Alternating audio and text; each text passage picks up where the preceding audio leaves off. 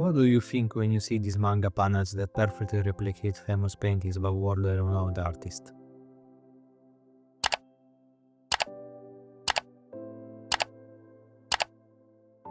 You probably think it's very cool, original, talented, maybe even genius.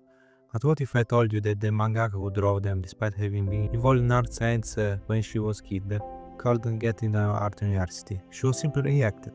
What if I told you that when she finally got into university, she had no idea what she wanted to do afterward?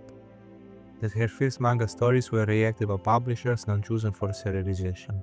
What if I told you that all these beautiful manga panels are not the result of innate talent, but the fruit of years of hard work, research and experience? What if I told you that it's okay not to be a genius, not to be talented at something? Well, I know a story that will convince you of this. And all these manga panels are from it. Meet Blue Period.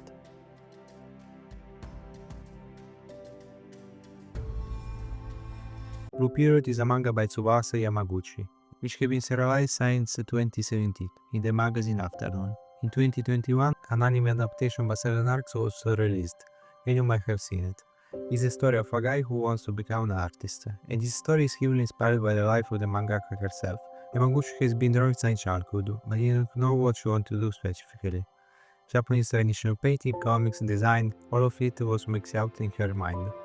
On the advice of one of her school teachers, she applied to a popular private university, but her work was rejected. For fun, without any expectation, she decided to try applying to the only state-funded art university in Japan, Tokyo University of Arts.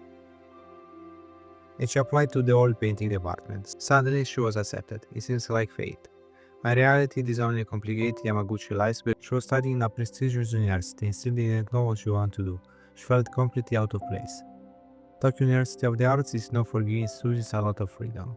They have a fair few classes to attend and regular students, and they are free to create whatever kind of art they want. Even if you are in the oil painting department, you can work on installation, performance, or any other form of art.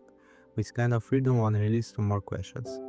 Who do I want to be? What do I want to do? And why? Eventually, Yamaguchi turned to one of her professors for advice. He told her that he received his paycheck at the age of 30. She could spend her years doing what she loved.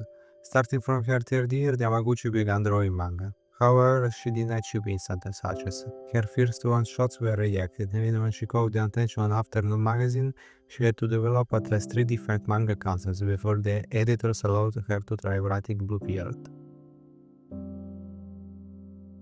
To create this manga, she not only drew from her own experience, but also meticulously researched. She interviewed fellow artists about their experience, asked her former classmates to share dozens of different drawings, and even had some creative new nuances that she could use in her manga. In the end, her hard work paid off. In 2020, Blue Period won the Kadasha Manga Award, and by the end of 2021, the manga has sold over 5 million copies. So what is this story about, and why does it prove that it's absolutely okay to live without talent? It's the story of a high school student, Yatoro Yaguchi, an ordinary guy who likes to hang out with friends at night, watch football, and maybe even smoke a cigarette with the group. Yaguchi is a good student and popular with girls. But there is one problem. He's not particularly passionate about anything. He doesn't have any noticeable hobbies, interests, or talents. And when it's time to choose a career path, all he cares about is getting into a state university because his family can't afford a private one. However, one day he comes across a huge painting. Its appearance slightly alive, slightly strange to green, but captivity enchants him. In the next half task, he decides to try painting his favorite landscape in the morning scenes of Shibuya. And he gets hooked. For the first time, he feels genuine interest, even though his drawings were from perfect. Moreover, his drawings suddenly noticed and praised. This drove him into art. He starts attending an art club, learns to mix paints, draw shadows, get acquainted with the works of iconic artists, and discovers that getting a state-of-the-art university is harder than getting into any technical university. The odds are less than 50 to 1. And of course, it's completely foolish to try to get in when we only been drawing for 2 years before the entrance exam. With no experience and no talent. He's just irrational. He's just stupid.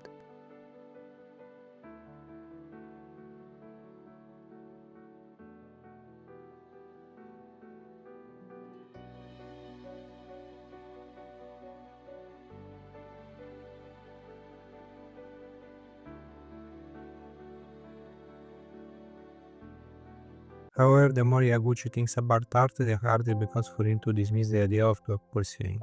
He starts seeing everything around him as paintings, as art. In the end, just like the mangaka Yamaguchi herself, Eguchi is convinced by the teacher. His art teacher tells him, "Do you think it's restored to live your favorite activity as just a trivial hobby? It's natural to spend your life on something that completely captives you." So Yaguchi decides to apply to Tokyo University of the Arts, but this is only the beginning of his struggles. Because now he has done what he loves, admitted to his parents, his school friends, his teachers and classmates. What will they think? Will they support him or laugh him? And this would have to be his biggest challenge. Because admitting to yourself and others what you love can actually be incredibly difficult. But it's through this that Yaguchi begins to discover himself and others in new ways. When he tells his mom about his new passion, he decides to paint her portrait and notices for the first time how much it does for her family. How often she has tired eyes in the morning, how many colors she was on her hands from cooking, how much she supports her husband. And when he talks about art with his friends, he suddenly realizes that they truly value him, not as a drinking buddy, not as a fun guy to watch football with, but as a close friend. In return, they start sharing their dreams, aspirations, and feelings. They start doing things that they never done before.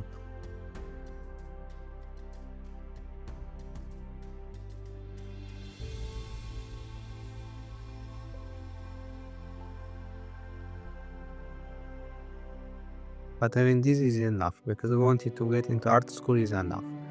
Having a support family and friends is enough. You also need to be able to draw, and yet Gucci has no talent. He feels like he's not just inexperienced or unskilled, he feels empty. That all his such a skill, his academics such as his popularity in school are just a facade, and behind it there is nothing. Emptiness, and to feel it, Yaguchi starts working. He draws in the art club and enrolls in preparatory courses, attending them during holidays and summer breaks. Take twice as many classes as his peers, draw for 10 hours a day. Like 2, 3, 6 sketches a day, draws on train, in class, on the street, and any other convenient moment. Only to fail over and over again, to repeat his own mistakes, to realize how little he understands about art. To fall behind and feel how far he lags behind others. He realizes there are so many talented people around him. People who are a little stranger, a little more driving, a little more genius than he is. He feels too ordinary, too normal. Why bother with art then? Why bother with anything at all if you have no talent for it?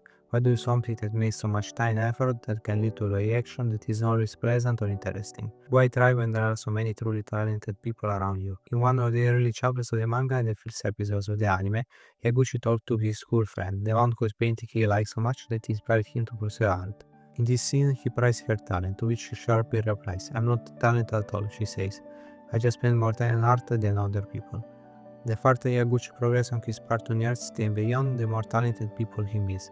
But here is the thing, each time he discovers that none of these people are perfect. All of them, beside their talent, put an enormous amount of work. Their flaws, their pains, and their shortcomings are just not visible from their side.